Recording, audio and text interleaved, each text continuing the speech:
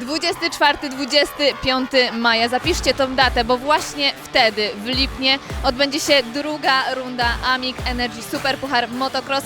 Nie może Was zabraknąć. Oczywiście całą transmisję na żywo obejrzycie na MX Poland TV, a jeżeli macie taką możliwość, to wpadajcie do nas na żywo i przeżywajcie te emocje tutaj, na miejscu w Lipnie.